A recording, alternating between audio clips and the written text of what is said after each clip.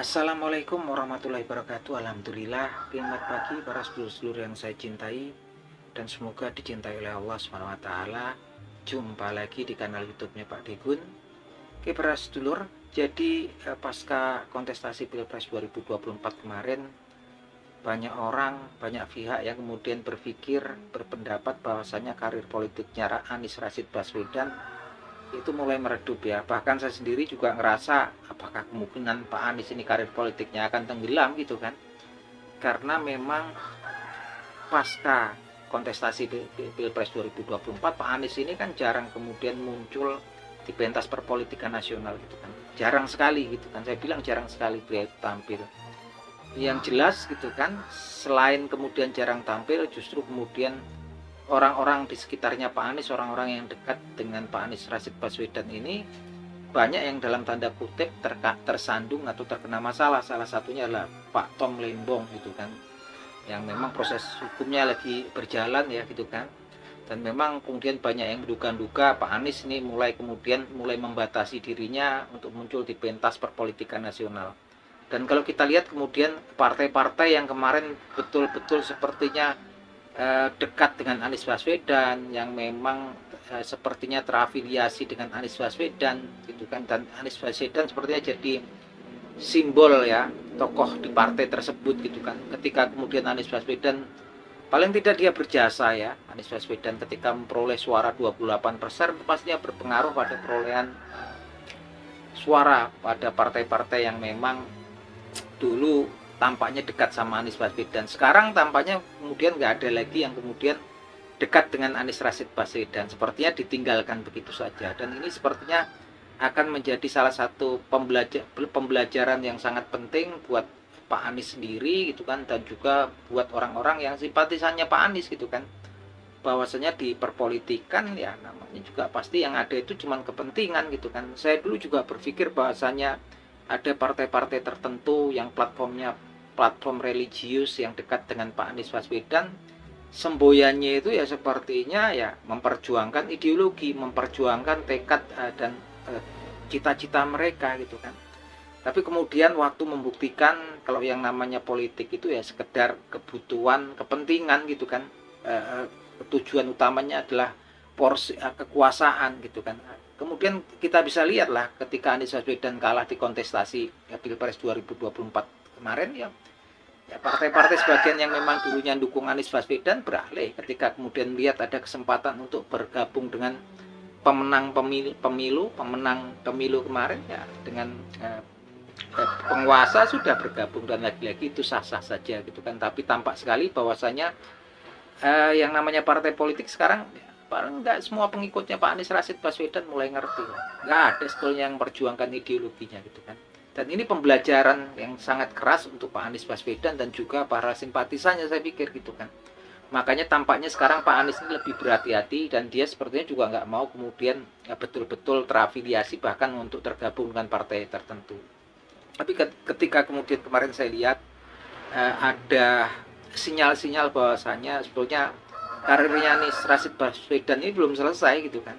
Masih dia sepertinya mulai regrouping lagi, mulai konsolidasi lagi. Tampak kemudian ketika ada pelantikan daripada Dewan Pengurus Pusat Partai Hanura ya, gitu kan. Dari tokoh-tokoh yang hadir gitu kan, sepertinya juga terbatas ya. Di situ Anies Rashid Baswedan hadir ya di situ, dan diterima langsung oleh Bapak Usman Sabtaodang atau Bung Oso, Ketua Umum Partai Hanura.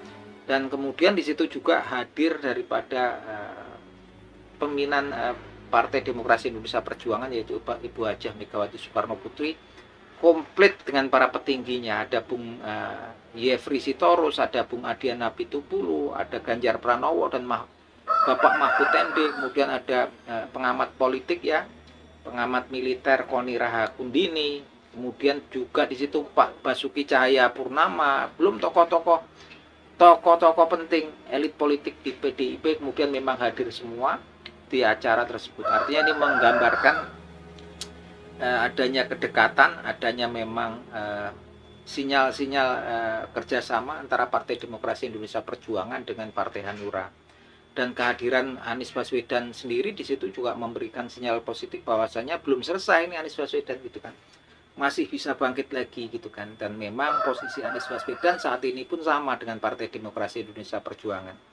Kalau Pak Anies ini kemudian ditinggalkan oleh sahabat-sahabat dekatnya, oleh partai-partai yang kabarnya dulu memang seperti pinang dibelah dua lah kalau sama Pak Anies ini gitu kan, sekarang ya ditinggalkan aja gitu kan. Dan PDIP juga memiliki masalah yang sama karena kemudian memang mulai digembosi oleh yang notabene orang-orang yang merupakan dulunya kader partai PDIP gitu kan. Dan PDIP memang sadar betul gitu kan, saatnya sekarang kemudian untuk konsolidasi menyusun ulang kekuatannya. Dan saya pikir memang Anies Baswedan itu sahabat dekat PDIP ya, dan ini memang dimulai kerjasamanya ketika Anies Rashid Baswedan kemarin berjuang dengan para simpatisannya yaitu anak abah untuk melakukan memenangkan pasangannya dari PDIP di Pilkada DKI Jakarta, yaitu Mas Pram dan Bang Dul ya. Dan memang akhirnya sukses, alhamdulillah, paling nggak ada urunnya daripada Anies Baswedan dan para pengikutnya. Dan kenapa kalau kemudian Anies Baswedan ini nggak gabung sama PDIP? Kalau gabung justru itu akan merugikan PDIP sendiri ataupun Anies Baswedan sendiri. Karena memang ini doktrinnya kan berbeda, ideologinya berbeda. Kalau kemudian Anies ini bergabung sama PDIP, bisa jadi pengikut fanatiknya Anies Baswedan bisa meninggalkan Anies Baswedan gitu kan. Begitupun juga saya pikir ketika Anies Baswedan masuk ke PDIP, orang-orang yang memang akar rumputnya PDIP juga belum tentu mau menerima dengan Anies Baswedan ketika Anies itu merah gitu kan. Tapi ketika sekarang Anies Baswedan berdiri sendiri, PDIP sendiri, itu lebih menguntungkan. Kalau kemudian Anies kemudian nanti umpamanya suatu saat kemudian dipasangkan dengan pasangan kuat dari PDIP, tetap mau milih ya selagi kemudian Anies Baswedan nggak join sama PDIP. Dan ada kemungkinan kalau sama Hanura malah. Hanura ini partai yang mulai ya partai lama gitu kan, yang memang kemudian saat ini juga belum masuk jadi partai besar gitu kan. Kalau kemudian Anies Baswedan ini kemarin dapat 28%, kemudian bisa dijadikan ikon di Partai Hanura, nggak menutup kemungkinan Partai Hanura kedepannya akan jadi partai besar. Karena memang lagi-lagi kan memang tahun 2029 saya pikir akan banyak limpahan suara daripada para orang-orang yang pengikut fanatis, kelompok-kelompok tertentu, partai-partai tertentu yang sepertinya terafiliasi dengan doktrin religius gitu kan. Pastinya mereka sadar sekarang kan, ketika tokoh kesayangan mereka, tokoh pujaan mereka, Anies Rashid Baswedan gitu kan. Karena Anies Rashid Baswedan ini bukan cuma tokoh yang intelektual, tapi dia juga sosok yang religius gitu kan. Apa jadinya kemudian memang ditinggalkan gitu kan. Ditinggalkan, dan sekarang nggak ada kan yang sepertinya juga kemarin yang hadir di situ gitu kan.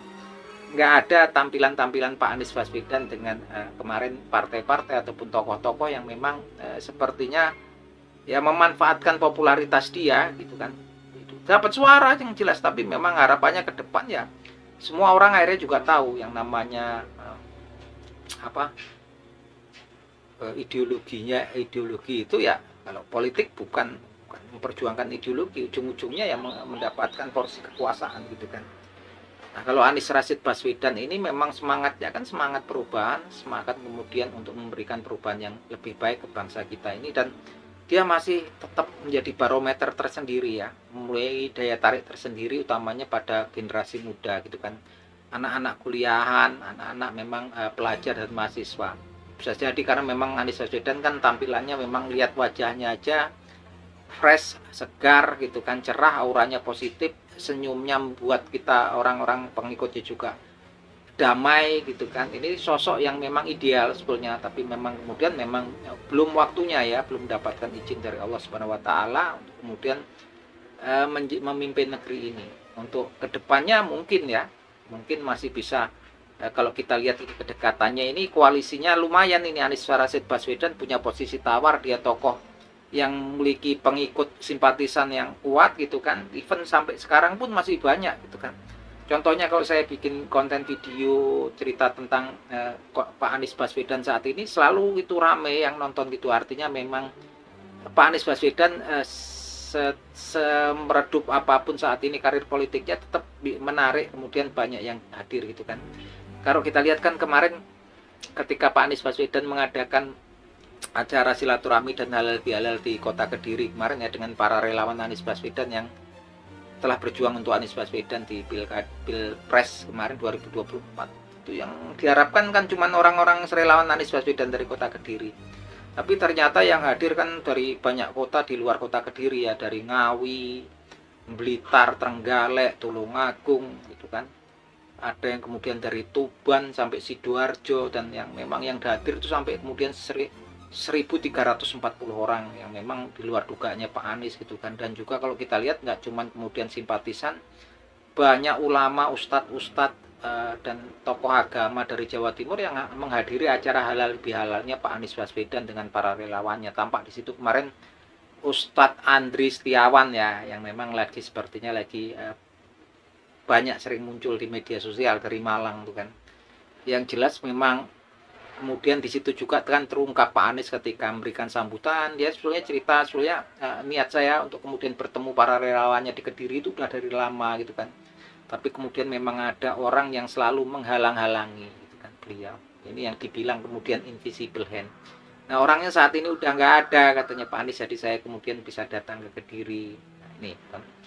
Nah, memang yang dibilang ini nggak ada ini kan jadi tanya kita gitu kan. Karena memang kemudian kan banyak ya tokoh-tokoh yang memang pejabat yang mungkin saat ini kita nggak tahu keberadaannya gitu kan. Ataukah mungkin orang yang dibilang tadi sudah berkurang powernya gitu.